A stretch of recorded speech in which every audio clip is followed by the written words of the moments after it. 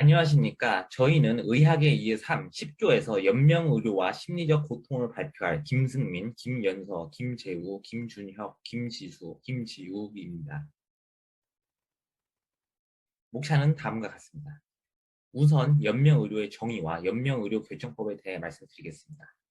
연명의료는 임종 과정, 즉 회생의 가능성이 배제된 상태의 환자에게 시행하여 치료 효과 없이 임종 과정의 기간만을 연장하는 의학적 시술입니다.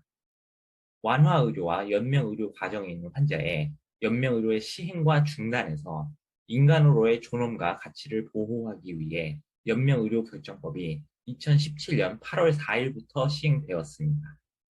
연명의료를 중단하거나 유보하기 위해서는 환자의 자기결정과 가족 2명의 동의, 그리고 의사 2명의 회생 가능성 판정을 거쳐야 합니다.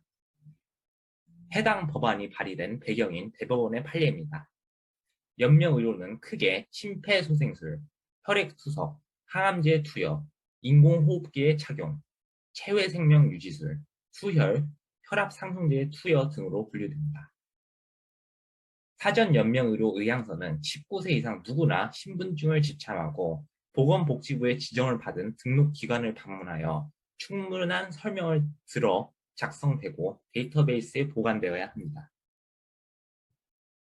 첫 번째로 소개할 사례는 의학 드라마 의사 요한의 한 에피소드입니다. 한 유명한 격투기 선수는 과거 쓰러졌던 경험을 통해 눈을 잃고 팔다리가 잘린 파이터는 차라리 죽는 게 낫지 기계에는 묶여서는 못 산다 라고 말할 만큼 자신의 소신을 강력하게 표현하며 사전연명 의료 의향서를 작성하였습니다. 병원에서 입원 중이다가 갑자기 정신을 잃어 위급한 상황에 빠진 그가 사전연명 의료 의향서를 써 넣었다는 이유로 다른 의사들은 치료를 주저하였습니다. 그때 한 의사가 병실에 나타나 인투베이션 처치를 하고 환자를 살렸지만 다른 의료진들은 본인이 원하지 않는데 그러다가 문제가 생기면 어떻게 하냐고 말합니다. 그러자 그 의사는 환자의 연명의료 결정에 관한 법률의 시행 조건은 회생 가능성이 없고 치료에도 불구하고 회복되지 않으며 급속도로 증상이 악화되어 사망에 임박한 상태의 환자를 대상으로 담당 의사와 해당 분야 전문의 한 명으로부터 임종 과정이라고 하는 의학적 판단을 받았을 때만 해당된다며 이 환자가 치료 불가능한 임종 과정에 있는 환자라고 단정 지을 수 없다는 점을 지적합니다. 주인공은 그 전까지 모든 환자는 최선의 치료를 받을 권리가 있으며 모든 의료진은 최선의 노력을 기울여야 할 의무가 있습니다. 라고 말합니다. 이 장면에서 연명의료 결정법에 대한 이해를 바탕으로 치료 효과가 예상되는 환자를 적극적으로 치료하는 의사의 모습을 관찰할 수 있습니다.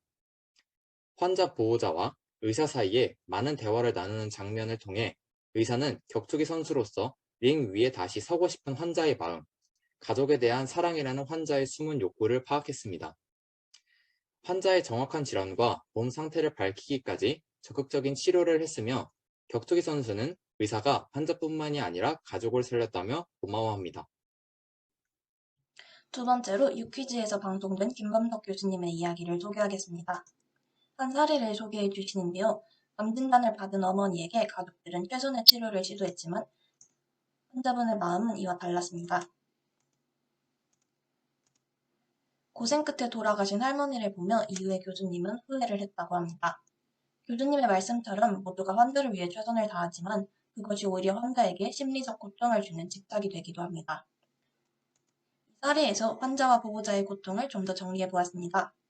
이 경우 환자는 자신의 생활을 마음대로 결정할 수가 없다는 자기 결단권의 침해로 느끼는 박탈감이 컸을 것입니다.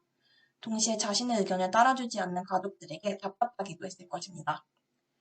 또한 병원 생활과 힘든 임종 과정을 지켜보는 보호자들도 심리적 충격이 컸으리라 생각하고 최선의 행동이라고 생각은 했지만 환자와의 갈등을 겪는 것도 무척 힘들었을 것입니다.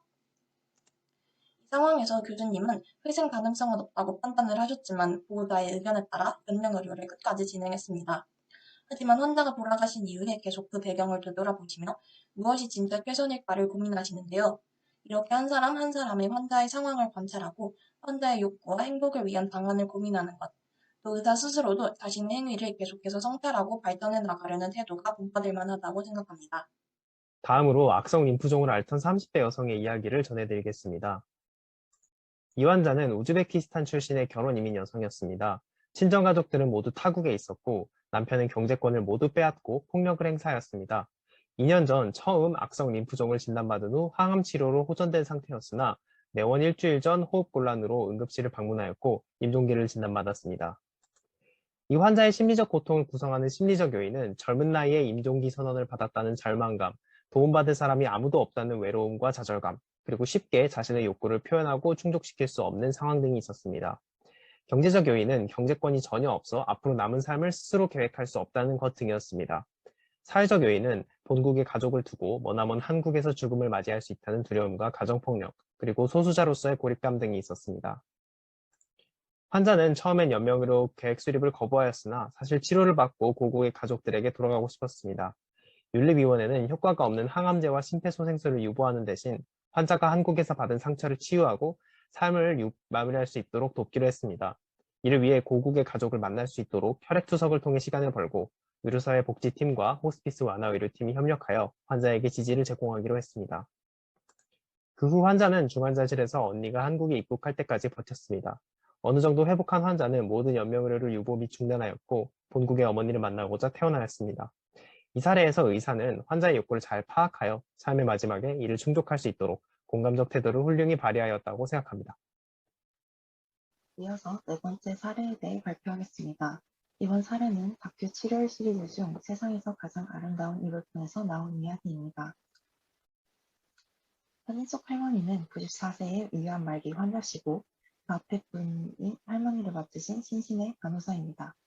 이 슬라이드의 모습을 통해 간호사분과 할머니는 친밀한 사이라는 것을 볼 수 있는데 이는 간호사분이 할머니와 그만큼 많이 이야기하고 활동을 같이 해오셨기 때문에 가능한 일이었습니다.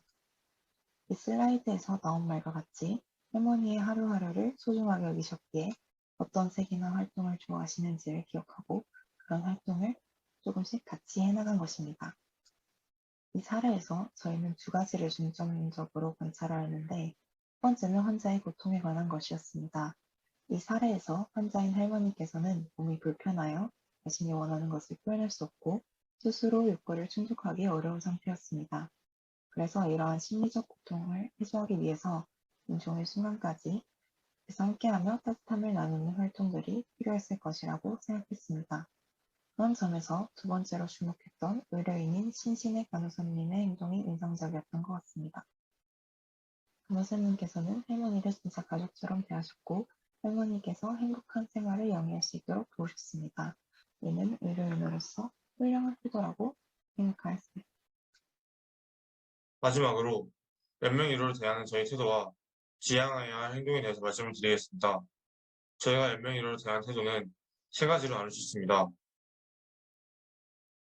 첫 번째로 환자와 보호자의 욕구를 최대한 파악하고 그들의 상처를 치유할 수 있는 최선의 연명의료 계획을 수립하고 실천하는 데 도움을 주어야 합니다.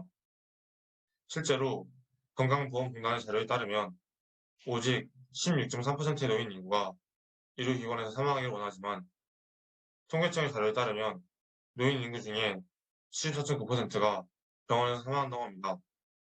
이처럼 환자의 욕구가 그 연명의료 하다 주는 게 아닐 가능성이 높습니다.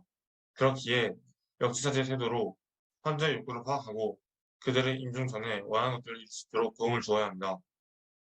둘째로 연명의료 결정법에 의거하여서 환자의 희생 가능성을 정확히 파악해야 합니다. 단순히 환자의 남은 생명을 늘리는 것이 아니라 근본적인 원인을 찾아서 치료할 수 있는 경우 환자의 생존을 위해서 치료를 진행해야 합니다. 그러면서 환자와 보호자가 연명의료에 대해서 어떤 판단을 할지 도와줘야 합니다. 마지막으로 사회사업팀 등과의 연계, 보안 관리 및 탈원의 적극 참여를 통해서 연명의료 결정 과정에 초점을 줄여야 합니다. 중증 질환 및 희귀중증 난치 질환 행정 특례와 본인 부담 상한제 같은 제도 하에서도 비급여, 병실료 등 현실적인 경제적 여건 때문에 자신이 원하는 연명의료 계획을 실행하지 못해서 받는 고통을 줄이기 위해 노력해야 합니다. 대부분의 경우 좋은 기준을 제공하나 여전히 허점이 존재하는 연명의료 결정법을 보수할 필요가 있습니다. 지금까지 연명의료와 그에 따른 심리적 고통에 대해서 발표를 하게 된 10조였습니다. 감사합니다.